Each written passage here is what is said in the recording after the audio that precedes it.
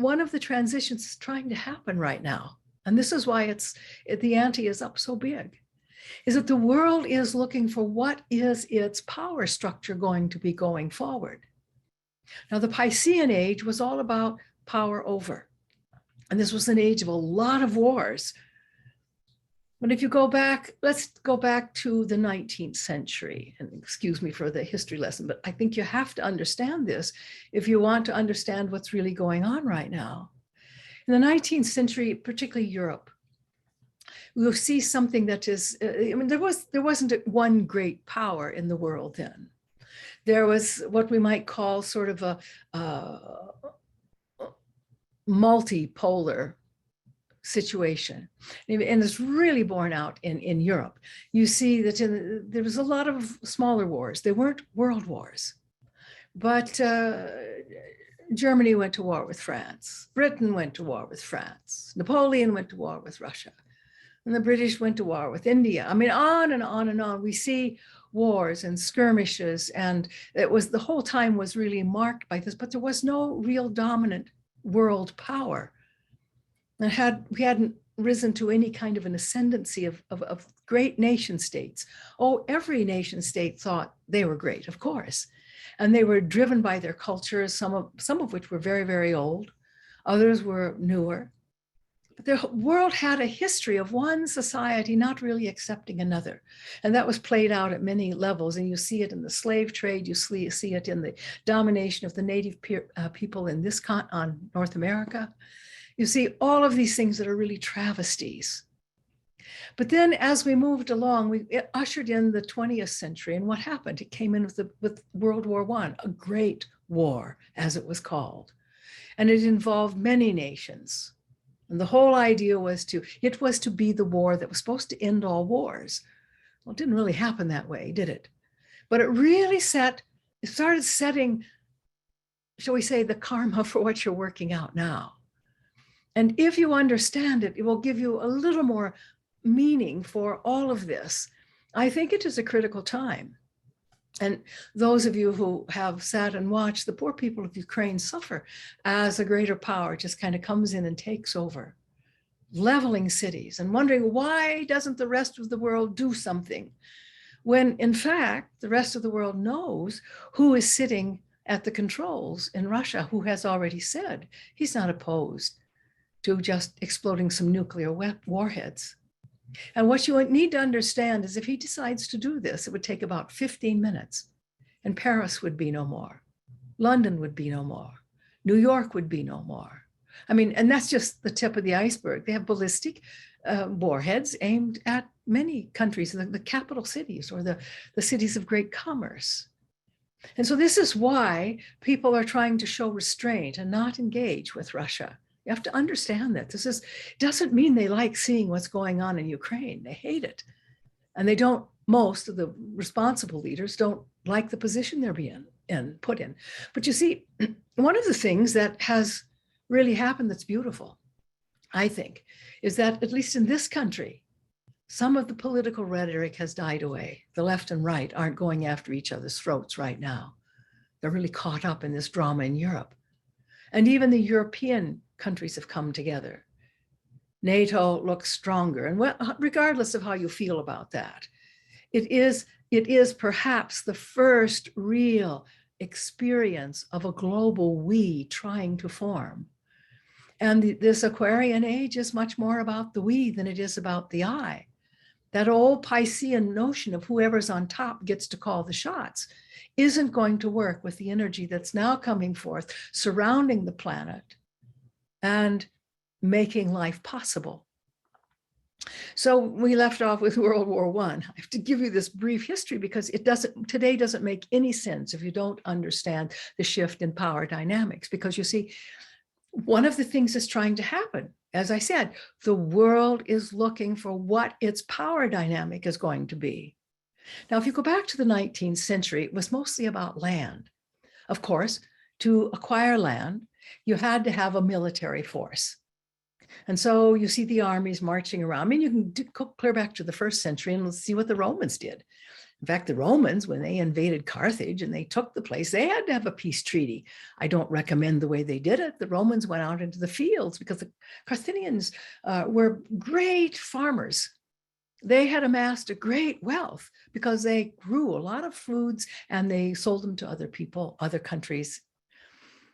So they were really wealthy. And the way the Romans prevented that is they went into the farm fields and they said they sowed salt. In other words, they contaminated the field with so much salt that they wouldn't produce for years to come. And in that way, they got peace, but it was at quite a cost. And, we'd like to say that humans are evolving.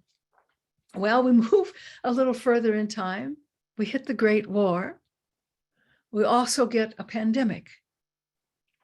As the world is coming out of war, it's hit with pandemic. And this was a turning point in many ways. Now, medical science wasn't where it was then, where it is now, of course.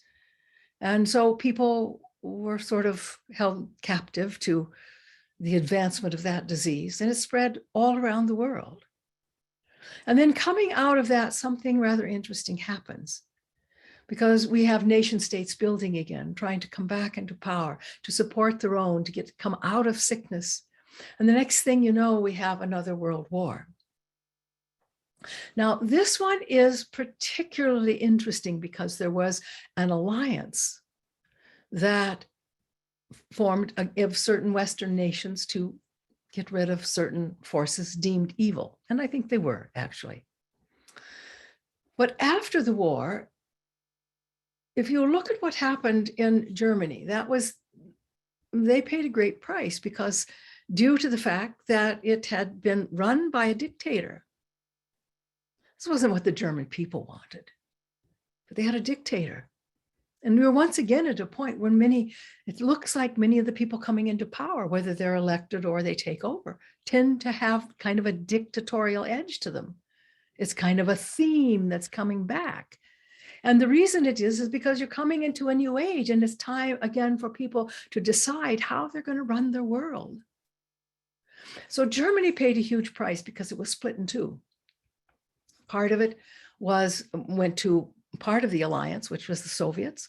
The other part went to the other alliance, which was Western, more American. But coming out of that, also, we have the issue of the bomb, which the American army used on Japan. Oh, it did bring an end to the war, but it was a huge cost.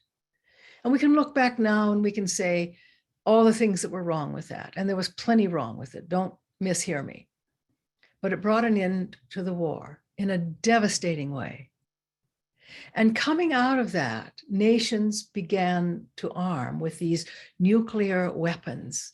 And this is what you're dealing with right now, in a sense, because the two great powers became the Soviet Union and the United States.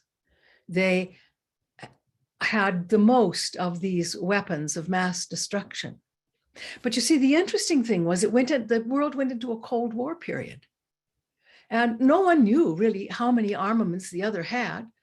Neither side was talking about its posture, what it stood for. In fact, the two sides didn't talk to each other. This was why it was called a Cold War. And that made a big influence on the earth. And if you come a little further, in fact, if you go into the Nixon era, and you remember there was a big deal. I mean, it's because there was such a polarity, the whole world watched as different nations aligned with one power or the other power. Which direction was Angola going to go? Now, Angola is not a major force, but it mattered. Was it going to go more toward the Soviets or more toward the Americans? What about Nicaragua? In Nixon's day, Nicaragua, which was never a power of any kind, had a huge amount of energy poured into it.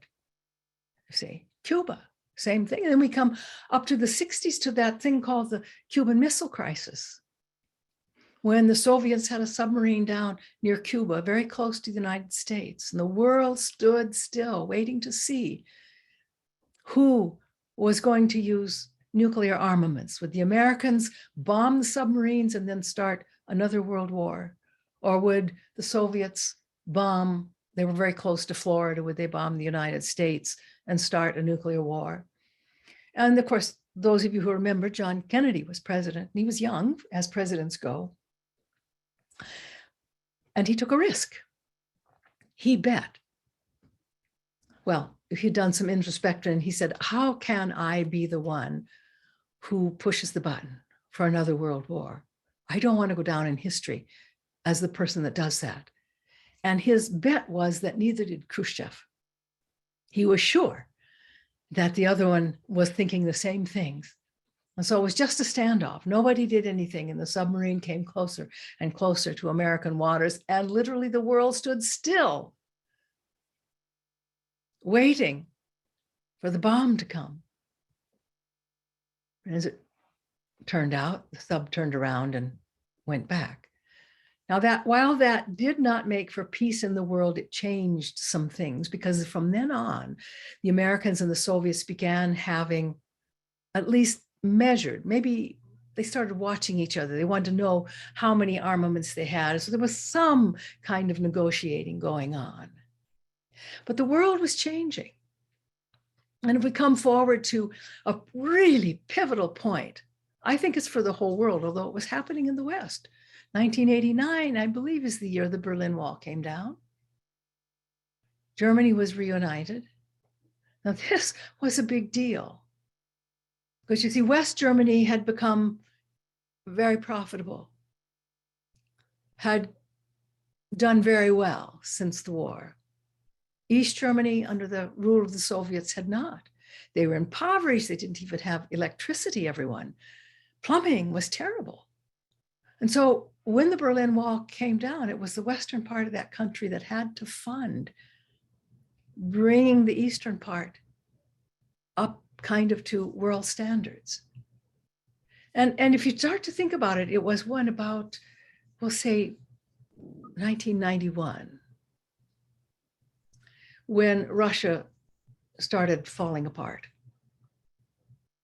Oh, there'd been all kinds of skirmishes, a lot of what were called, I guess the historians call them the color wars. But they happened both in Russia and in China. But by 2010, China becomes very prominent. And so one of the things that happened was it shifted, see, from this multipolar rule of the world, it shifted because when everything became focused on the US and Russia, you had a bipolar power system, two great powers vying to lead the world, really. And that became a world phenomenon. And at least at that time, when you would go to other countries, and some of my friends in India may remember, there was a time when you sat around talking in your classes about which was the best form of government to have: capitalism, socialism, communism. But then as we come out of World War II, the United States gains tremendous prominence. And countries start losing that discussion. And we get up to the 90s, where Russia is really not a power to be reckoned with so much. We get it to the 2000, and China is.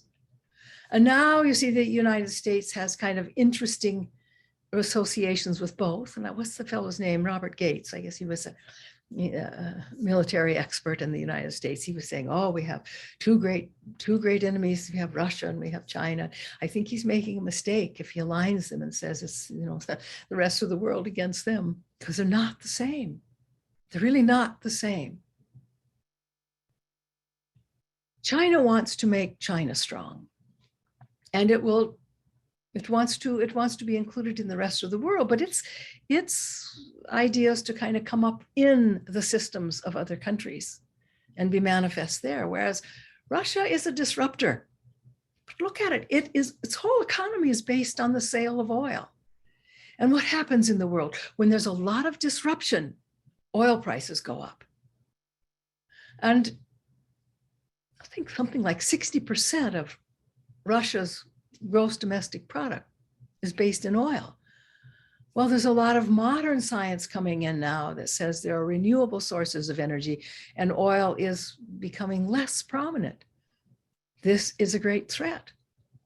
And you look at developing countries like India that still use a lot of oil.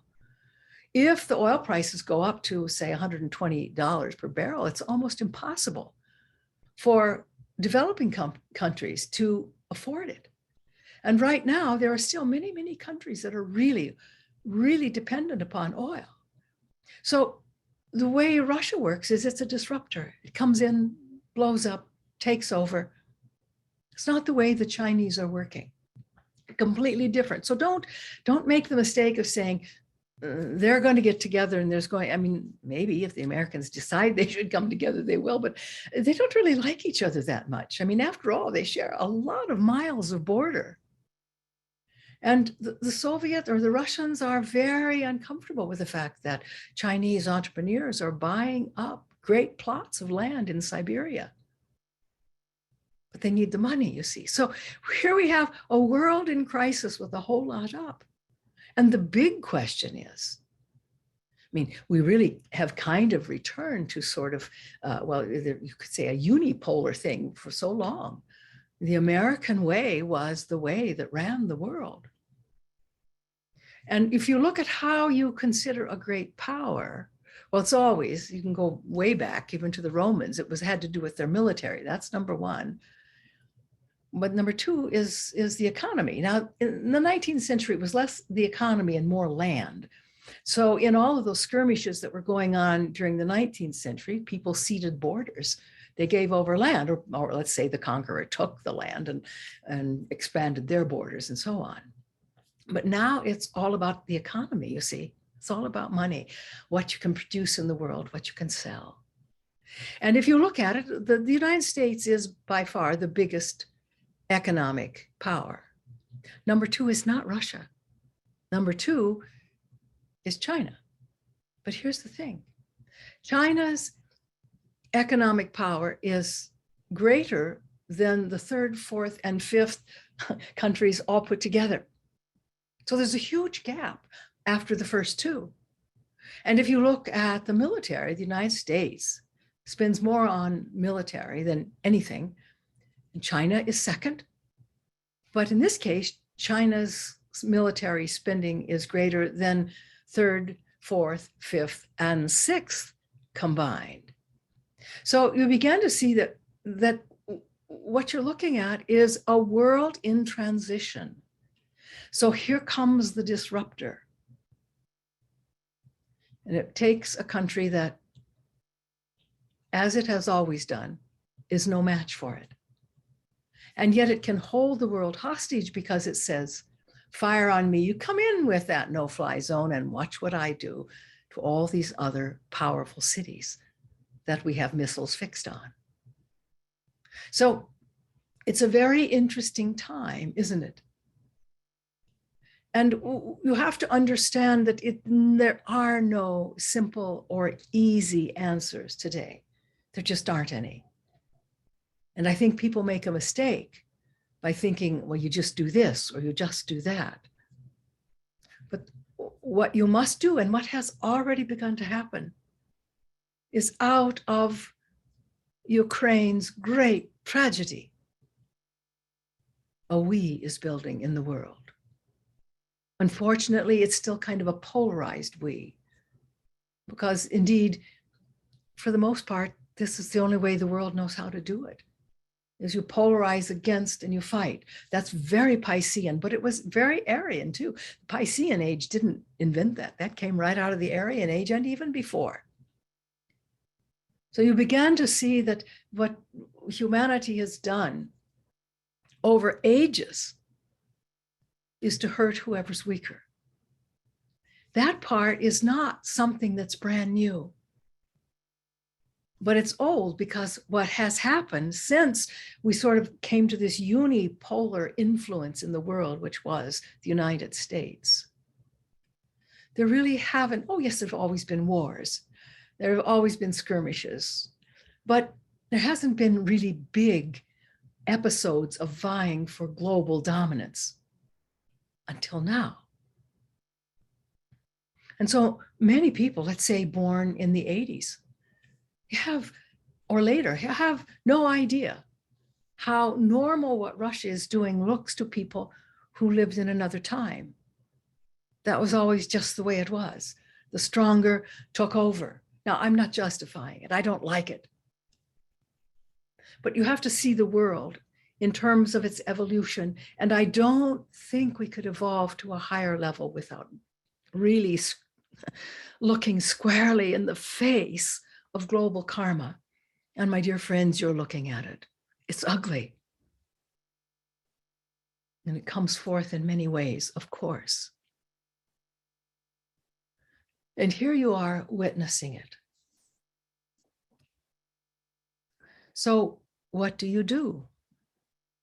Well, if you have money you can share, there are a lot of great humanitarian organizations now working not only to get food and supplies to people, but to take care of starving, wounded pets that are running loose.